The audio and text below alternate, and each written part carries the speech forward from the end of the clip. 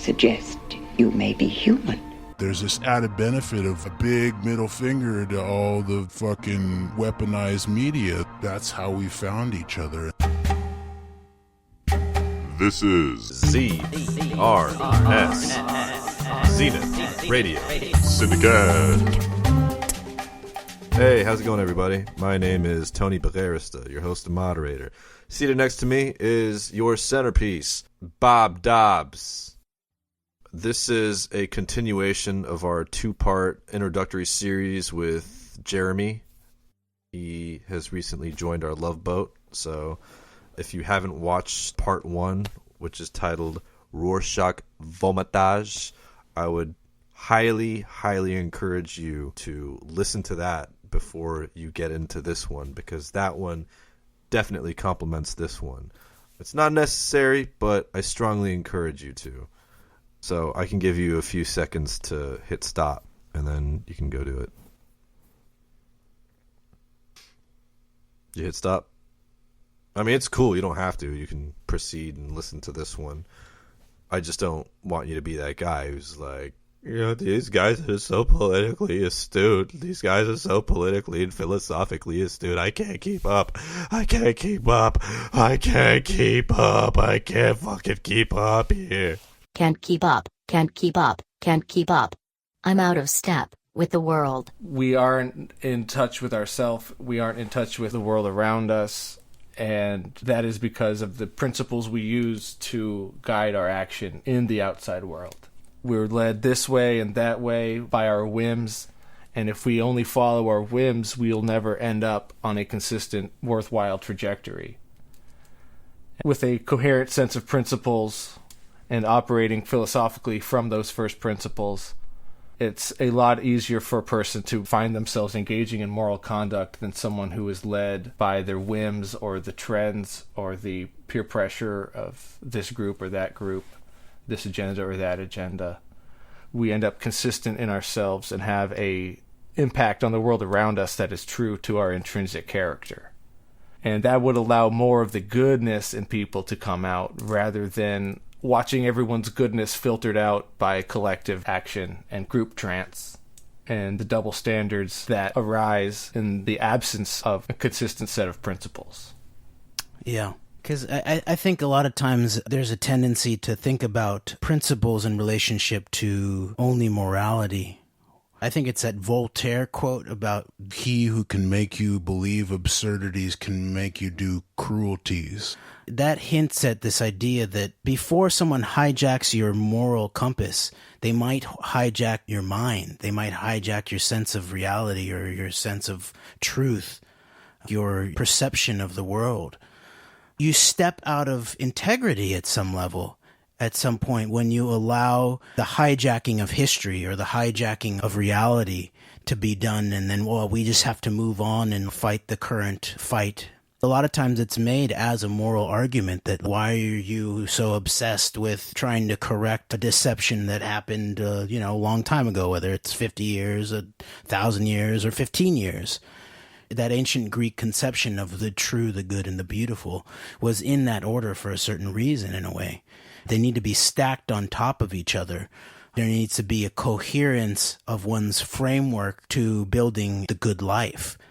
So maybe this does refer back to the importance of relearning how to think and real education and things like the idea of the trivium process, where you learn to have facts on the ground in terms of a grammar, and then you learn how to reason about those facts on the ground through logic, and then you learn how to communicate what you've reasoned about in an effective and compelling fashion through rhetoric.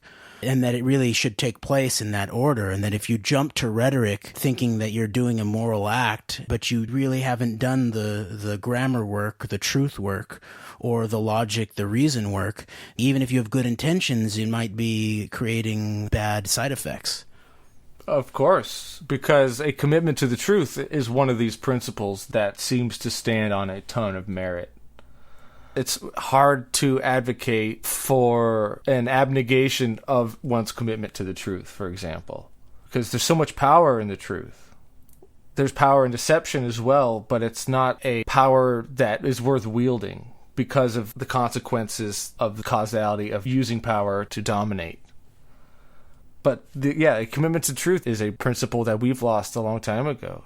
We don't want to know what the answer to this quandary or that quandary is. We'll settle for whatever makes us feel the best. And we won't even ask the tough questions of our assumptions anymore, because that principle is gone, and that has left us with hijacked minds. I think if someone's coming along and hijacking your mind, then you have no one to blame except yourself for not using your mind better before someone took it from you. An active mind, a critical mind, cannot be hijacked and body snatched with that level of ease. It is much harder to snatch a moving target. It's that our minds have been vacuous and atrophied that allows people to come along and use them for us in ways that they want. That's great. So that's like the vacuum theory of mind control. Yeah, I think you're completely right. It's true. It's like, yes, self-defense is important, and it's good to be able to protect yourself if you unexpectedly get into a situation. But really, a lot of self-defense is living a good life and filling your mind and speaking truth, powerfully. And then it's real difficult to hijack your mind because you keep coming back to your habit of thought, which keeps on coming back to a foundation of coherence with your own sense of reality and your own sense of morality. And then beyond that, your sense of beauty and aesthetic. In a room where people unanimously maintain a conspiracy of silence, one word of truth sounds like a pistol shot. A revolver shot through the deception, manipulation, and concealment, the ugly handmaidens of scamps and scoundrels worldwide. This is the politics of truth, a resistance to the illusions and conjured distractions that engross us and divide us from beauty. The politics of truth. If you find yourself being marginalized while speaking the truth, continue to speak the truth, because it's only in that manner that the center of society begins to shift towards you. And that's the nature of the politics of truth. And so coming back at that conception with permacultural eyes, I'm starting to see in a clarified process that the commitment to speaking the truth as you know it, even if you're going to be ridiculed, even if you're going to be ostracized, even if you're going to be choked out the door, that over time, if enough people do that, you actually begin to shift the center of society. In our conversation now, what's coming clearer and clearer and clearer is this insight that the truth is not enough, and even the truth in service of the moral good is not enough, and that it has to be the beautiful creation or the beautiful vision has to be there in order to. It's a combination of you have to not only say, let's not go over there. You have to also say, oh, look over there, look at this window, look at this vista over here. And at the same time, it's almost like a semi-public relations type of thing of where you need to be able to describe the beauty that's on the inside of the rough exterior of the way that the truth gets treated in public at this point, because we live in an empire of lies. An empire of lies. It's a comfortable seat, but the view is terrible.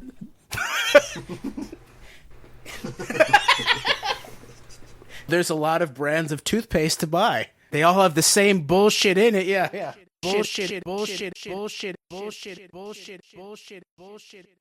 I think what comes through a lot of times when people do take action into the world, guided by whatever they're feeling on the inside, if it's coming from a beautiful place, a place of joy, a place of humor, or a certain spirit, then I think people are more drawn to it than if it seems like this truth that this person has come across is just destroying their life from the inside out. Mm-hmm. Because that's the fear people have. You mentioned having to get out there and really express yourself no matter how many people line up to lambast you. But that's our preference. That's our value system, is that we value not being vulnerable in that way more than we value pursuing the truth to its logical conclusions. So as a result, we are skeptical of the truth. And then once we see people who are not skeptical of the truth, seemingly so burdened by the truth they have come across, it reifies people's natural fear and skepticism of new intellectual conquests in their own life. Because you're going to come across monsters that you're not going to know how to slay at first. You're going to feel overwhelmed by the dirt that surrounds you. And if you see people in that same situation with a smile on their face, a skip in their step, and some sort of charm, it paints a picture that this does not have to grind you into sludge existentially. It's the most empowering line of inquiry, because you stop being in the passenger seat of all these cliff-bound vehicles racing headlong to destruction. You know, this is actually why psychological warfare and the empire of lies is so powerful. You made the point that the truth is powerful, and yes, deception is powerful, but that it's not as powerful as the truth, because it's true. Deception is brittle at some level. It's strong. It's like fascist bundle of sticks, but it can be cut by a sharp sword of truth. And over time, it gets weaker and weaker and weaker, and it needs to be built back up and built back up, whereas the sword of truth gets sharper and sharper the more battles it's in. Newspaper is actually really strong if you stack a lot of it on top of itself, no matter how many lies are embedded within the newspaper. So it stands up for a while, but the psychological mechanism that makes it so powerful is exactly what you were talking about, the fear of being ostracized, the fear of being on your own. Because especially if you think about it evolutionarily, as humans, we're not the physically strongest animal in our landscape. We are strong together, and we're social creatures with strong individual temperaments, but we're social creatures. And so I think going back to Paleolithic days, basically the death penalty back then was to be ostracized, was to be sent out of the cave, was to be not a part of the whole. And that could happen if you went against the grain, if you spoke something that was against the culturally held belief system of your time and space and your family and clan. A lot of people's deepest fear is public speaking. Just beginning to even talk in public is a difficult thing. It was difficult for me. So I definitely understand that sort of nature of our fear set. Speaking in public is somehow related to not wanting to say something that's going to get you sent out of the tribe. So we need to figure out how to set up this other vision of like a meritocracy, a hierarchy of truth in a way, or something like that, you know, where the more truth you speak in public, the more support you get, the more you get brought into the fold. Or a fold in which you belong. Sometimes it's good to be excommunicated from places that you are totally in contrast with. True that. I don't really fear ostracization anymore because I've been at the margins of society since I can remember. Because of the things I've been saying and expressing, the way I've been doing it. So I don't know. I don't really care. I think there's a certain vigor with which someone can proceed towards truth that someone is incapable of drawing out of themselves when they're worried about what everyone else is going to think of them. There's no fortitude in that. It's sensible to explain our relationship with the truth through the notion of our spiritual weakness. If you don't have a strong character, you will never pursue the truth because it's going to challenge your character every time you come upon something new. And if we don't trust in our character to overcome a series of increasingly higher hurdles as we pursue the truth, then we're not even going to try to jump over the lowest hurdle. You've quickly convinced me that we should not attempt to soften the experience. It's, you know, it's a spiritual brandishing of one's own courage to deal with the fallout. We should not try to strip people of that gift. The path to intelligence that we seem to be, as a society, saying we value is negated by our unwillingness to develop that kind of fortitude to see it through. Sometimes I've had people comment on my intelligence, and there's a part of my head that's saying, I don't even know if this is intelligence. I think it's that I'm just not afraid of where my brain is going to take me, because fuck it, if you don't like it, you can turn around and go back to where you came from. Sometimes it's just courage, like... Hey, well, what is that about? What's this other thing about? Oh no, this is terrifying. It's written words on a sheet of paper. Get it away from me. You mentioned the newspaper, and you mentioned the fasci, two ways that this empire of lies is so painstakingly constructed. But, you know, to make a fasci... Don't forget the 9/11 Commission report cartoon book. Well, yeah, that's made for the fasci to rest upon and also to flatten the newspaper. But all three of these take a lot of time and man-hours to make and very little time to burn. So none of these things really scare me. And the truth is what burns. Let the deceit be the kindling of this next huge fire on which we roast this misnomer with that misdirection and that bit of state-sanctioned propaganda. But just burn it all and keep warm for the next decade and a half. So much of it. That's good. I like that image. I also then I start thinking in terms of the techniques in permaculture of using newspapers to sheet mulch.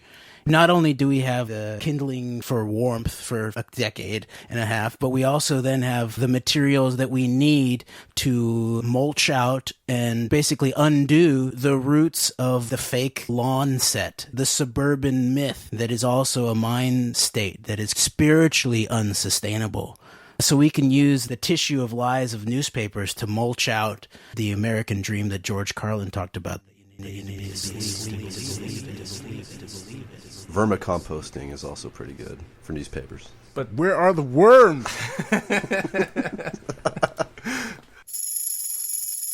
A barren soil isn't going to produce any meaningful crop. And we can keep planting seeds of good intention in barren soil and then year after year wonder why the fuck we're starving still. I think that's where we're at. We're not starting at the right phase, which is fertilizer. The message of all these messages is that you can repurpose the tools of empire that you've been handed. Mm-hmm. Stop using them for their intended purposes. Find some way to destroy them or to use them to subvert that thing which handed you them in the first place. And just re-empower ourselves to creatively respond to the world we are expected to just consume. Yeah, exactly. Use the natural elements of fire or the natural element of earth to properly use these misused implements. It's so true. And, in terms of the worms, one technique is to spread their food that they like on the land, and that can bring them in from miles around. And what's interesting is one of the techniques is to use an alfalfa-based compost tea. Alfalfa has one of the most dense and deeply rooted root systems of any plants. When you grow alfalfa, it draws in resources from the deep and brings it up to the surface. And then you harvest that crop and you create a real funky tea, and you spray that out on an acre of land, and it holds within it the micro creatures that the worms love to eat. It's like their uni, if you like sushi. They just love it and they just eat it up. And so that may be one way for us to think about it too, is like, okay, what is the food that will feed those that will feed our food? We need to find a way to feed nutrients all the way down. But I think you might have struck upon a deep structural layer of nutrients that I think it was something Aristotle said that prior to any of the other principles and virtues of True, good, and beautiful, you had to have courage. Like you said. And so I think that Aristotle was making the point that if you don't have courage, then the rest is null and void. You don't have what it's going to take in order to even manifest true or the good or the beautiful. So true. Because a person with courage has no time for fearmongers, no place in his mind for fearmongers, because it's already grown past fear-based consciousness. And right now we're living in that shit. We're fully immersed in fear-based consciousness from the top to the bottom, the inside to the outside. That's the problem that's toxifying our soil. That's why we don't have the conditions for growth that we would like to see. That's what a gardener does. A gardener creates the conditions for a natural expression. I just want to clarify for myself in a way that courage has nothing to do with the absence of fear. We used to debate this actually a lot at We Are Change LA. There was these shirts that we wanted to put out, and I think one of our steering committee members had come up with, "We are fearless, we are patriots, we are change." I like the sentiment, but I'm not going to wear that shirt because that's a lie. For me personally, like I get scared, dude. Like, and I was going to ask you about that. Yeah. Sometimes, it comes and goes, but in terms of like calling in to William Bennett, who, is like a neocon guy with the radio show. This is George Bush. Thank you. Good morning, Mr. President. Good morning. I appreciate your work out there, Dr. Bennett, making the American people understand that this war on terror is a very serious thing. So we need to pursue it to its root. And The attacks of 9/11, I've told people not to entertain outrageous conspiracy theories. And what I've seen from the Zelikow Commission is nothing but that. There's all kinds of holes in it. No Al-Qaeda jihadi would anthrax the Democrats in Congress. There must have been someone else behind that. No Al-Qaeda jihadi could have ever stood down. Thank you, NORAD. You should stay who you are. I mean, unless it's just for fun. If it's just for fun, fine, but make it fun. Make it fun. For fun, it should be fun. Yeah. Andy is in Atlanta. Hello, Andy. How are you? Good morning, Dr. Bennett. How are you? Great. Well, good. Coincidentally, he went to the same college I did, Williams College, little liberal arts college. But when I would call into his radio show, my knees would almost knock, and I would take everything I had to just steady out my voice enough so that I could be understood. But, it should be embraced, sort of like what you were talking about before. That's the mark of existential authenticity a lot of times, that should pop up, that you're scared to do something and yet you do it anyways. That is courage, yeah. It's not shutting off the part of your brain that is alarmed by the amygdala or something. It's about... Yeah, I get it. There's concerns, there's risks, but who cares? I'm not going to fold up like a cheap tent just because I have a concern. Maybe the shirt should have said, yeah, we get scared too, but here we are. That's what it should have said. I guess it was like a pith factor choice, but I like that, dude. I must not fear. Fear is the mind killer. Fear is the little death that brings total obliteration. I will face my fear. I will permit it to pass over me and through me. Nature loves courage. What's the payoff on that? It shows you that it loves courage because it will remove obstacles. You make the commitment, and nature will respond to that commitment by removing impossible obstacles. Dream the impossible dream, and the world will not grind you under. It will lift you up. This is the trick. This is what all these teachers and philosophers who really counted, who really touched the alchemical gold, this is what they understood. This is the shamanic dance in the waterfall. This is how magic is done. It's done by hurling yourself into the abyss and discovering that it's a feather bed. This kind of conversation about the reality of fear in relationship to courage is really crucial to the public conversation in a way, too, because a lot of what is missing in terms of real critical analysis, especially in terms of the truth of deep politics, is talking openly about the threat matrix that people face in the society. And it's everybody at different levels of it. The missing factor for freedom is courage. Can you think the truth even though you know you're being watched or listened to? There is this aspect of existential threat that people feel at some deep level, and that when it's not talked about, when it's not brought into the conversation as realistic, but also realistic to overcome, then I think a lot of people then get stuck in these shrouds of fear, and they don't feel like they can step, because at some level they think, oh, well, these people don't feel fear. That's why they do this. They're different than me, when it comes to maybe like the people who were trying to unearth the assassinations of the 60s. But it's not that. And everybody becomes safer when we both know about the threat and more of us act on it. So it's not the singular nail that gets smashed by the hammer. But our relationship with that existential threat is so out of whack because we are so loath to examine our existence, period. So it's going to be hard to ascertain the nature of an existential threat if we don't even know what the shit our existence is in the first place. Mm-hmm. We just know that we feel some sort of stimuli based on some sort of subconscious programming and desire we've got. We've got to do some sort of existential examination of the human condition as it exists in this contemporary paradigm. Because whatever handle we feel like we've got on the past, we do not have it on ourselves today and where we're going.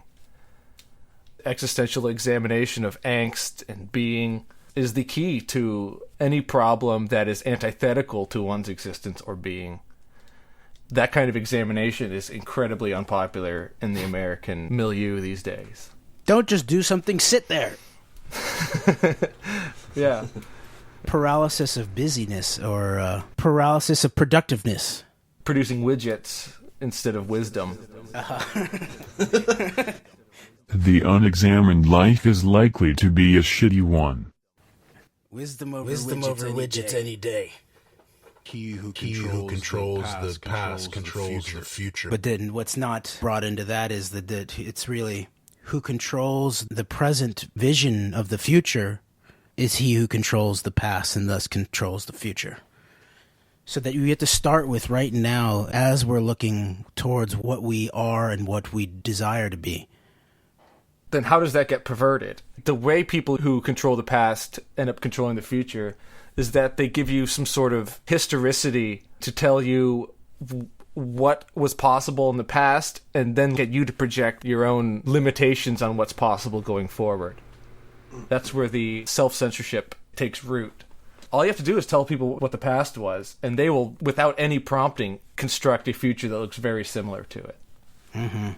So it's like a historiographical wing clipping of sorts, like where if you can write out the history and tell the narrative of what happened to people, then they will then take that as a self-given limit in constructing their own future. That's interesting because then it really makes vital the radical nature of like archaeology of richer narratives that we've forgotten. Like you were telling me about tropicalistas, the tropicalists in Brazil, and me not having awareness of that is sort of like was a limiting factor for me to imagine what is possible. And for me as a musician, I was very limited before I had that awakening of hearing all this beautiful resistance music instead of just this Western 4/4 angry aesthetic. Instead of like, you can't control us, the world's beautiful, fuck you. That opened the whole floodgates of self-expression. When we limit ourselves to only the way this group of people expresses themselves through sound, we think that's all we can do. We get locked into that aesthetic style. It's no good for anyone who encounters it, be it a musician or an audience member or an alien digging through the rubble of our species 7 millennia from now. They'll know.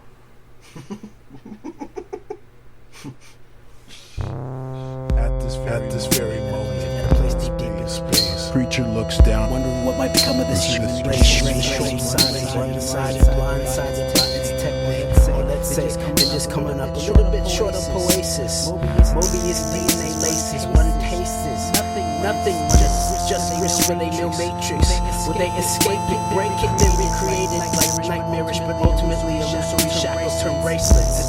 As hatred stripped naked and shows itself to be love shunned. The barrel of his gun, thundering, wondering, but breathe. And plant seeds, rhizomatic memories that have been trees. It breathed disease and breathed out oxygen. Yes, the bang was big.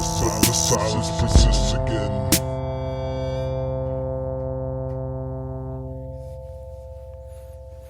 I guess that rap tied on a lot of the metaphors and symbols we've already been using to discuss these things. Very appropriate. Yeah, it was you talking about the alien digging through our cultural detritus. Like, that's where that rhyme started from, was thinking about the freedom of a truly outside perspective looking at us and our situation without the intense emotional attachment that we have to who we are and where we've come from, and to really then clearly analyze what the fuck happened here. Where were they going wrong and what did they need to do? And related to what you were talking about, like the falling into this materialistic approach that would upend and undo our inherent creative poetic instinct. That idea, the poesis, poetic, the autopoiesis, and that is so central to being biological organisms, to be able to create oneself at some level. Because again, if you're not creating yourself, someone else is going to do it for you. And you're not going to like looking in the mirror, because it's going to be some hideous visage. Some sort of Phantom of the Opera type relationship towards oneself. That's why we wear masks, I guess. It's but that's what the apocalypse is for. And that's what the apocalypse means, I think, is the unmasking. And so we've worn this mask. That then says that you can take the fucking mask off at some point if you want to. But then you get into the Game of Thrones scenario where you pull off one mask and there's a mask beneath it, and you pull off that mask and it's another mask beneath it, and you pull it off and then there's just a dead body underneath. Jesus. It's real, though. It's real. It's masks all the way down until you get to the corpse. Oh, him? He's all mask. Isn't that what the North American continent was built on? It's masks all the way up. Weapons of mass destruction. Fuck yeah. Ultimate poetic technology. Weapons of mask destruction. Weapons of your mask destruction. Blom, blom!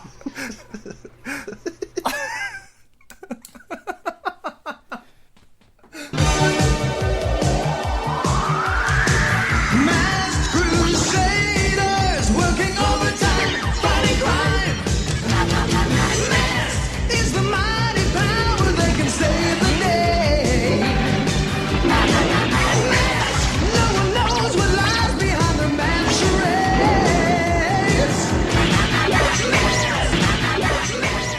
The mask is something that has ancient mythological roots and psychological roots. Tribal cultures from the beginning of time and wearing masks. It's one of the first things we learned to do. Kind of a prelingual recognition that we hide. And that we manage a series of almost incompatible personas depending on what situation we're faced with. Because of tricks of the mind when faced with incoherence is to reflect incoherence. To project what we wish to project on the world. Instead of interacting with our natural face, we construct a facade to help us deal with it in a manner more to our liking. But we've got to stop hiding, I think. We've got to stop hiding ourselves from ourselves and other people. That's the lowest form of fear. It's very paralyzing to be so unable at a basic level to be an individual with selfhood. I may be freezing to death, but you will never get rid of me. All the ice in the world cannot kill a true idea. We have great bodies for interacting, implementing, and modifying this, reshaping that. But we need to hack into more than just the physical world of nature. So we need to start hacking into the parts of our mind that are not welcome there. Like, somehow all this malware has gotten into our system. Millennia of spiritual malware, huh? Indeed, and it's corroding our drive space. Our RAM is shot. You're imploring us to transcend the human era of the mask. Transcend the limiting factor of it. Uh-huh. Yes. There's an enabling factor of maskhood as well. To take on a different personage on some sort of ritualistic cultural rite of passage. But the part of it that allows us to not be ourselves, we've got to outgrow. And we've got to use the aspect of the masquerade that allows us to be less inhibited instead of the part of it that reinforces our inhibitions and our insecurities and our sense of self. If I was to wear a mask, I'd want it to be a mask that looked like me, just making a very intimidating face. Perpetual game face. Hillary Clinton and Donald Trump at the same time with your mask of you on.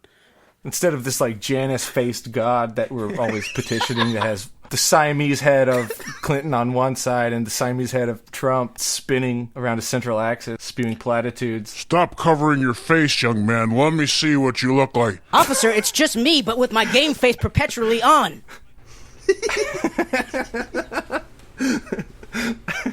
I wonder if that's see, that's interesting. That could be like, case law stuff too. Like in places where it's illegal to wear a mask, can you wear a mask of yourself, of your warrior self? Or could you do like some of this sovereign citizen videos under the guise of... You're talking to the straw man, bro. Wait a minute, who do you want to talk to? My biological natural man self, or do you want to talk to Game Day? My straw man Game Day. I need to know who I'm contracting with here, sir.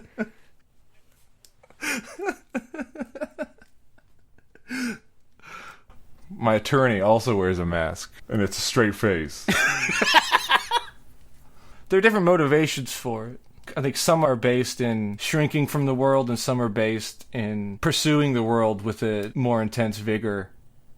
You can use the same tool to either hide or to confront more directly. Actually, that's my favorite connotation of transcending, is to move beyond and include at the same time. And it's a great metaphor, too, for a lot of stuff, like how we would relate to our gods, you know. I remember writing a sociology paper in college. It was like a course about evil or something like that, and that it was something about how that humans had to stand up on their own 2 feet in relationship to God and their gods, and that the sort of supplicant relationship to our gods, whether it's the state or it's God or it's science, tech, right. The forces that seem to be more powerful than us, that we disparage not only ourselves, but we disparage the other by supplicating ourselves, and that the only real authentic relationship between folks is I-thou, is 1-to-1, equal.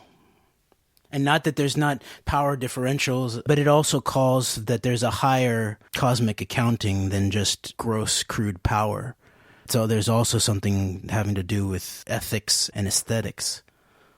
The notion of like the powerful sky god that some of our religious traditions come from is in some way related to this idea of a more powerful entity that shows us its power through physical force in a way. And this, of course, like then hints at histories of humanity that have to do with gods as extraterrestrials, or this type of thing where there's this supplicant relationship where if someone shows us vast physical force, then we then supplicate our morality to that entity, and that we need to transcend that relationship. But I don't see a lot of transcending much of anything. Everything we feel drives us to react instantly out of emotion, rather than figuring out in a sort of art of war type of way how to just sidestep the blow and use its own momentum to defeat it, like in a judo. Political judo. Exactly. But instead we're just running into a room wildly, swinging our arms and screaming at the top of our lungs, unable to transcend even the slightest slight. We take as a deep existential rebuke, because we've not transcended other people's opinions. That goes right to the heart of my weaknesses, I feel like. Figuring out how to operate in a fashion that's dedicated to the long-term principle rather than the reaction to the ongoing slight. It's true, and it's like that part of our honor or our bruised ego, it's a piece of who we are, and like it's a one piece of fertilizer or fuel, but it can consume and it can really get in the way. And so that's like one way that I try to combat that in myself, I think, is like if I feel myself starting to feel really politically resentful at somebody, whether it's personal or more public in a way, then I begin to try to relate to them more in terms of their work or their art. And that can then deconstruct the escalation of my resentment, because I can then relate to them again as a human. We've got to make sure that our resentment is the right sort. Do I resent this because it's apparently detrimental, or because of manifestation of my own internal insecurities?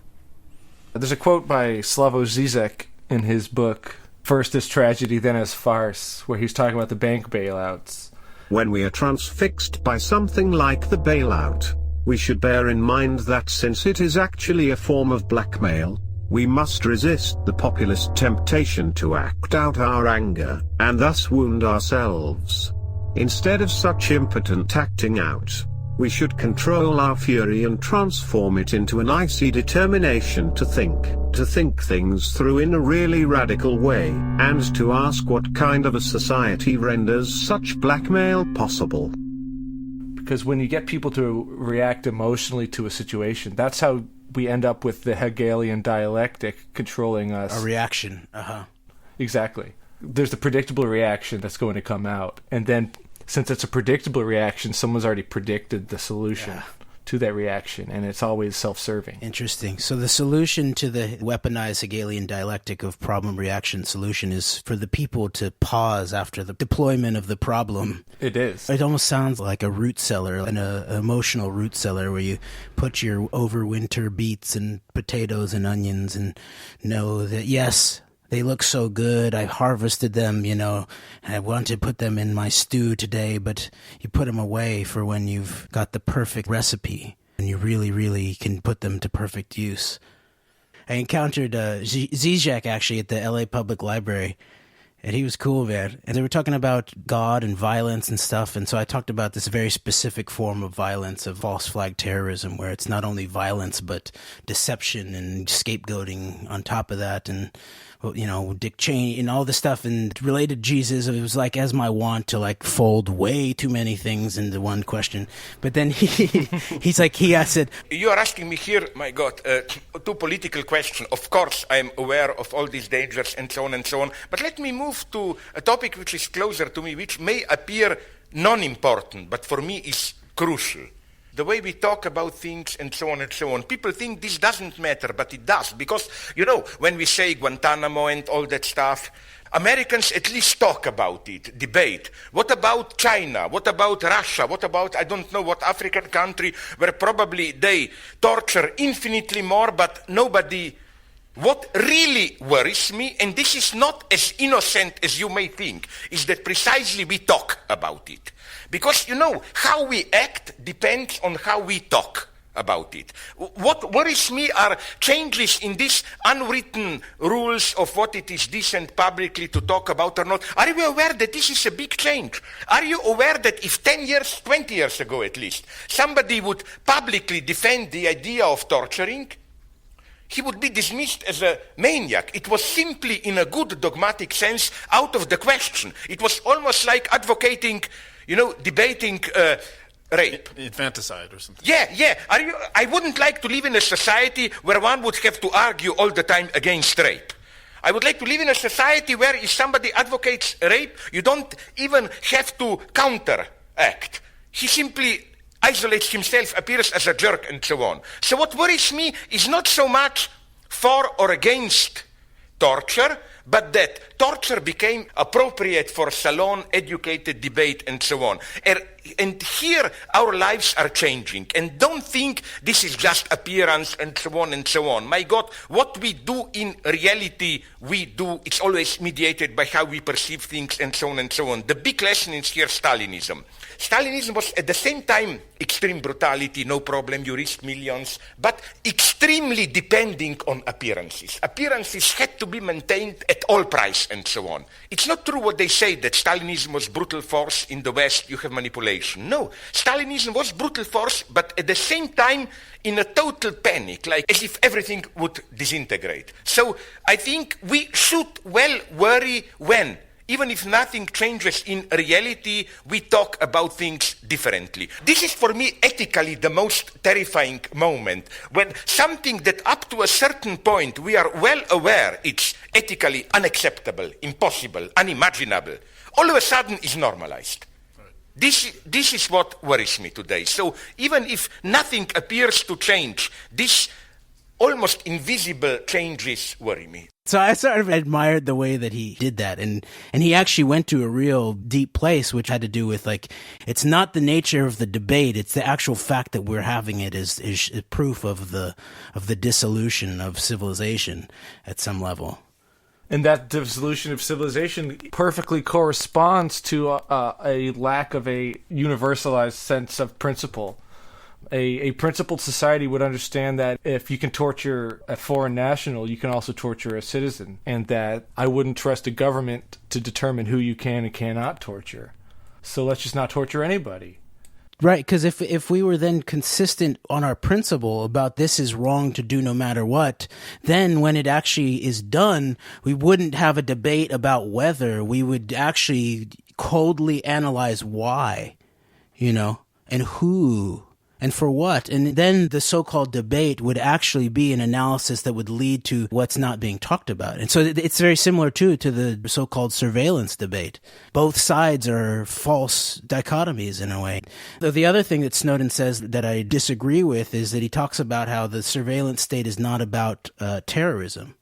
Yeah, of course it's about industrial espionage and corporate espionage and all that type of thing too. But it really is about terrorism. It's the terrorists protecting themselves from the public. The interesting thing is, like, there was this documentary about Daniel Ellsberg, And they showed it for the first time at this theater in Santa Monica, and we went to it. And then a person who supported We Are Change LA and helped us like go to DC and stuff like that, she got me a ticket to go to the thing afterwards. And it was sort of like this soiree about the cult of the whistleblower in a way. In an age of open treason, everybody is a whistleblower. We don't really need another Pentagon paper to tell us what the heck it's doing. Cheney's on TV talking about torture. You know, someone blew up towers with living humans in them on live television and has now used that as a reason to go vaporize thousands and thousands more people. That's open. That's open, crazy, crazy wickedness. Illegal. Very immoral. Transparency. It's a false icon. It's a false idol in a way. Sure, we want to know information, but really, at this point, the failure is not that we don't have enough information. The failure right now is that we haven't mustered our courage to publicly use our First Amendment protected rights in aggressive fashion to bind the rapist and the murderer. We're not consistent about what the First Amendment even means, though. We're not consistent about what the Fourth Amendment or even the Second Amendment mean these days. We're not having a discussion about the surveillance state having merit if we're using the Fourth Amendment as a principle.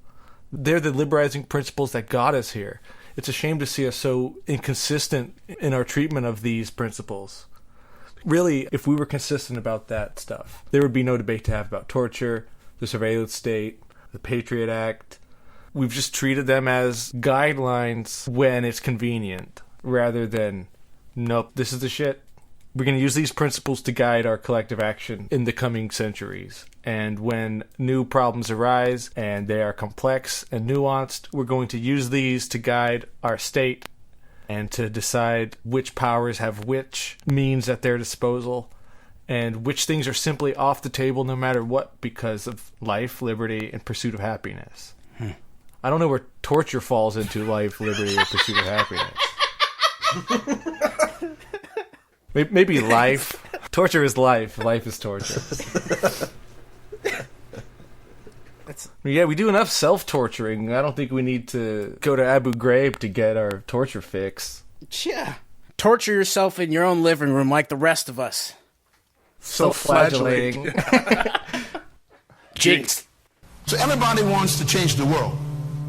Very few know how they want the world to change. Sometimes we declare things we haven't thought about. I want my life to change. Okay, but the question is, how do you want your life to change?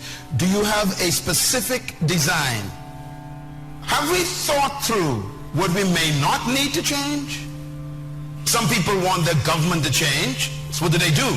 They go to the street and they sit down for 3 weeks and don't move.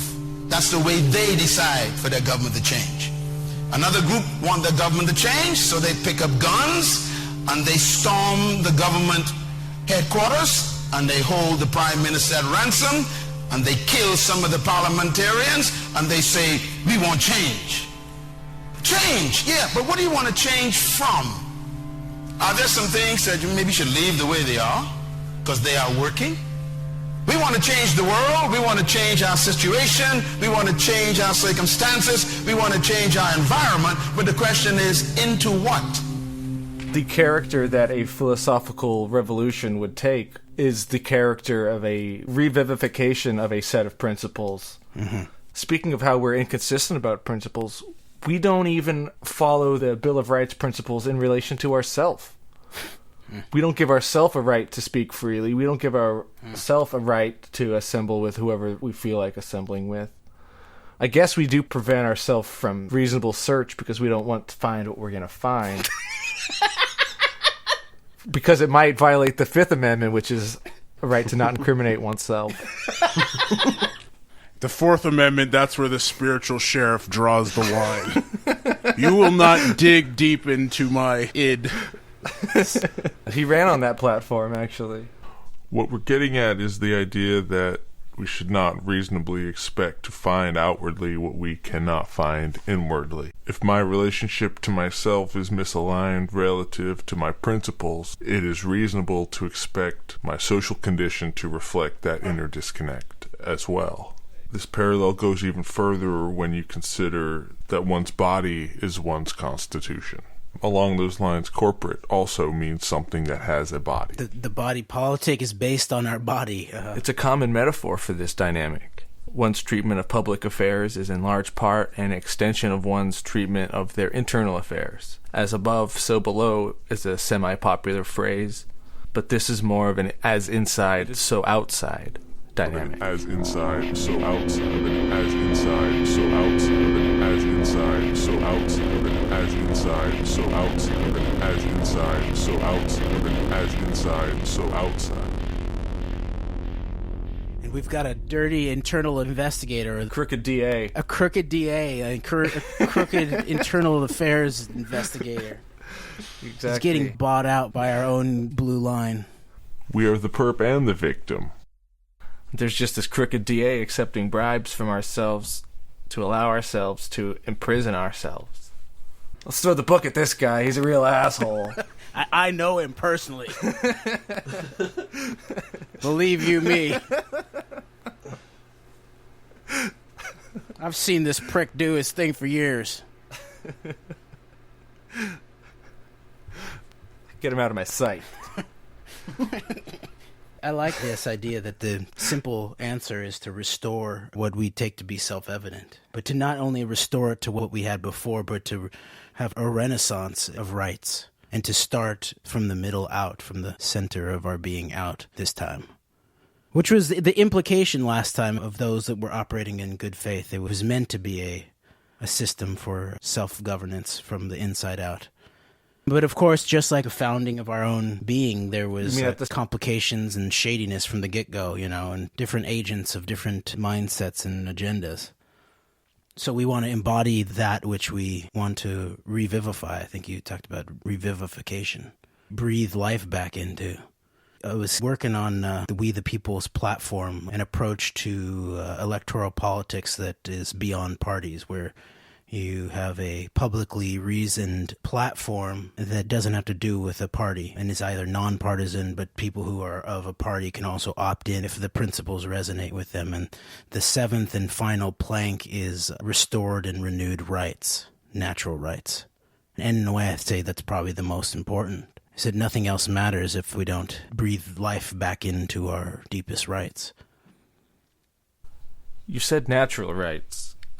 I don't like the phrase human rights, because that is man's law, and if a human has authority to grant you rights, then he also has the authority to remove and trespass upon those very rights. It is nothing more than an empire's promise of special treatment at this point. Human law is essentially just words on papers and requires a never-ending corridor of cages to store all the people that violate it. So in a way, it's related back to the masks in that it's words on paper can be really fun and productive in the novel or the script for the theater, but don't forget that it's theater, If at the end of the first act someone's getting tortured in the orchestra pit, you might want to maybe rethink the script. Yeah. Natural law, on the other hand, is a lot more binding. Nobody can make fire cold or become invisible or shoot laser beams out of their eyes, or give birth to a 700-pound baby fox. Nature's limits and causality are deeper, more stringent, and more just than man's law.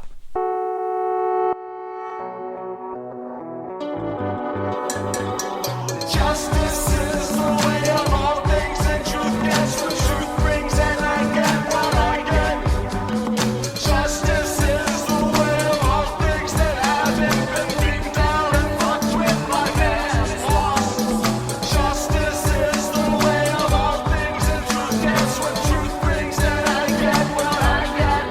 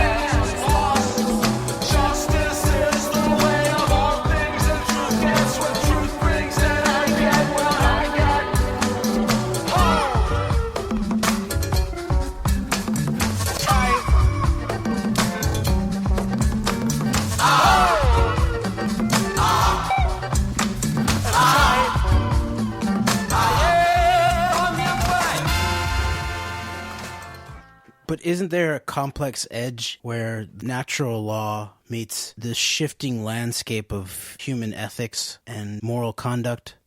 It's physically possible that, like, someone's fist ends, beyond my cheek. Human ethics and, in individual dignity and sovereignty, how do we figure that? Especially in a universe where beings eat each other. And, there's a lot of carnage inherent in the natural law that we find ourselves enmeshed in. There are inborn consequences to punching people in the face that are arguably more effective deterrents than penal code punishment. If you hit somebody, they or others might want to hit you back, and you might need their help at some point in the future, and your history of assault comes back to haunt you, leaving you to toss and turn in a ghastly bed of your own punchy making. Refraining from violence because it is illegal is no proof of moral conduct. Refraining from violence due to its own spiritual undesirability is moral conduct. And this goes again to, like, not talking about human rights or constitutional rights, that the first arbiter of your rights is you. You're the first one that must stand up for them, defend them, manifest them in the first place. Probably Thurgood Marshall, or one of the Supreme Court justices, he was trying to make the argument about why education should be a right in the country. And I mean, of course, anybody who's read John Taylor Gatto or any of that type of stuff knows that the public school system is not about education, other than like an education camp. But I think he said that the rights that are protected under the First Amendment, there's a supposition of the ability to speak and to think that must be constructed out of one's education. So that's true. And I think what that speaks to is not necessarily saying, okay, we need to then have state-sponsored babysitting camps, but that we need to primarily figure out that we must educate ourselves and each other as fundamental, to like the beginning of the rights. And in a way, I do think that the order, especially in terms of First and Second Amendment, there's like an order there, and that the second is really your self-defense, and the first is really your constructive, productive, or aggressive rights. The First Amendment sets out principles of the free society, and the Second Amendment enables the defense of those principles of that society. I agree, there does seem to be some logical order to the Bill of Rights. And there is an inherent contradiction in the political rhetoric around constitutional rights, especially right now in terms of its relationship to torture and the rights of immigrants and migrants. And that's a complicated area. But there is a fundamental conflict between the natural rights that are proposed and asserted in the Declaration of Independence and then the rights that are delineated under the Constitution in a way. You enter into the whole problem of jurisdiction and subjecthood, and any right that's granted to you by a state is, not really a right, it's a privilege. And then that becomes very apparent when someone's not an American citizen, or especially during the War on Terror, where under NDAA or Military Commissions Act, you can basically have that status stripped in secret by an executive, and then at least if you're not in Das Homeland, you can be tried by a jury of hellfires. Exactly. And there are things in man's law that give the political class a right to do these things to people. Nothing in natural law that justifies or normalizes incarceration, secrecy, torture, physical and mental trespasses in the name of national security. If we permit physical and mental trespasses and assaults, then we have no security. By that logic, we should be torturing senators, lobbyists, police, private dicks, jailers, to be secure from them. We should disenfranchise practically everyone that we don't know in order to achieve some objective of exceptional small-mindedness. Only man's law gives people the ability to commit grave abuse with impunity. In natural law, there are always consequences for behaving monstrously. People will rise up against you and say, "We didn't like it so much when you did that one thing where you put jumper cables on our nipples." At the very least, the guy at AutoZone won't want to sell you jumper cables and car batteries anymore. You'll be an outlaw in the auto components industry. You'll be carrying white wall tires in each arm saying, "What do you expect me to do with these?" Got no juice. You lost your juice. no juice. Obviously, in natural law, there will still be conflicts and problems that need sorting out, and progress still needed in many ways. At least it doesn't legitimate war machines and the worst of human behavior, like statism does. Statism produces and excuses it as just another unfortunate fact of life. How or do you propose how we might modulate the state? Short of massive bloodshed, I think that the only real option is to simply replace government structures with voluntarist structures. Duplicate the few services provided by the state that compel us to accept the ubiquity of state intrusion into every facet of American life. Devise replacement public safety groups to fight fires and crime, to mediate disputes. Develop an alternative to mandatory government schooling. The rest is practically in place already, or it doesn't require as much groundwork. Without the state, we won't have to put up with the clandestine wars, drug rackets, and nation building. Alleged nation building. Yeah. I've seen a lot of more nation destroying, but I've seen flipper babies that could build better structures than these guys. But there may be a place for your new masks, especially if it's your like perpetual game face self. Is there a way to treat the state in a similar fashion where the problem is statism, and that statism can be put in its proper box in terms of the tempered state? It's a mask of some sort, and we know that it's our tool, not the other way around, or it's our piece of clothing, not the other way around. Or is it inherently impossible, do you think, then, that it just needs to be overgrown, or the sort of the anarchist principle of basically outgrown? It definitely involves a measure of outgrowth. The rate of our growth needs to outpace the growth rate of the problems we keep experiencing.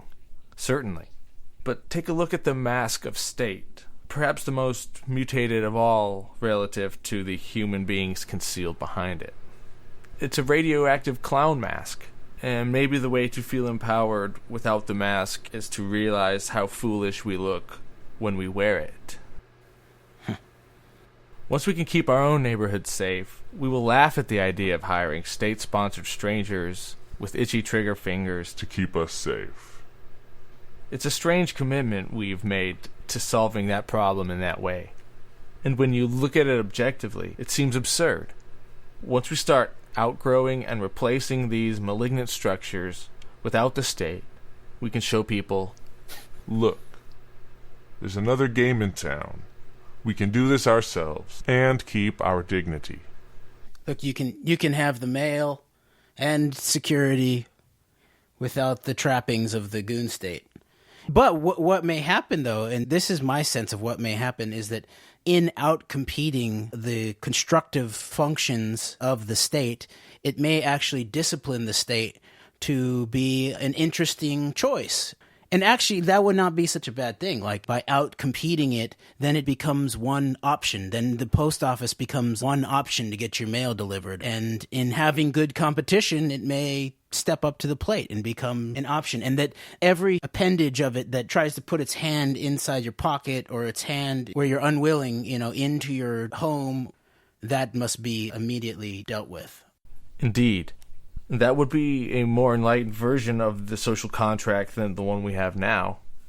If people freely and of their own accord choose to live in a structure identical to the one we have today, then that would be just. But when partial consent from some becomes a universally binding carte blanche against all, then that has no legitimacy in my eyes. Like, if people choose to order Amazon Prime drone to deliver some, titty clamp electrocution, then so be it. But only if they order it up on their own card. And as long as you don't use it on anybody but yourself or other consenting adults. But if we can render the military-industrial complex obsolete and the electoral college obsolete, if we discover that we can fund social projects without the IRS and outgrow the mandatory government schooling model, then the people can agree or disagree to do anything they want. We will be able to choose what we involve ourselves in and what we remove ourselves from. If this is the way people truly want to live, there would be no need for any of it to be mandatory or to make any participation in it a compulsory expectation. Make people like start their own police state commune if they want to. You're like, exactly. Just leave everybody else out of your pathological need to control everything. Most people these days are not well represented by the rules, regulations, and conditions perpetuated by the tyranny of legislation. Congress's approval rating is sitting around 9%.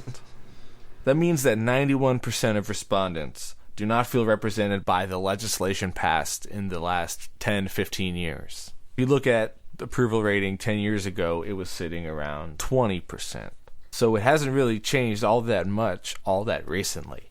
and I bet those are the same 91% of people that would go through all of the things that you spoke of in terms of making them obsolete and would be like, there's no reason why you need an IRS goon squad of accountants to build your nation or a military-industrial complex, you know.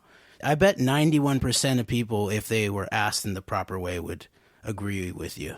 Then I think that if 91% feel Congress is doing such a shitty job, it stands to reason that some portion of them would be able to do better than Congress at making decisions, at least within their local context. If a performance is that bad, it shouldn't be that difficult to improve upon. It's hard to get 91% of people to agree on anything, but if the one thing they agree on is that Congress is doing a shitty job, then that's the beginning of something. We'll start there. Exactly.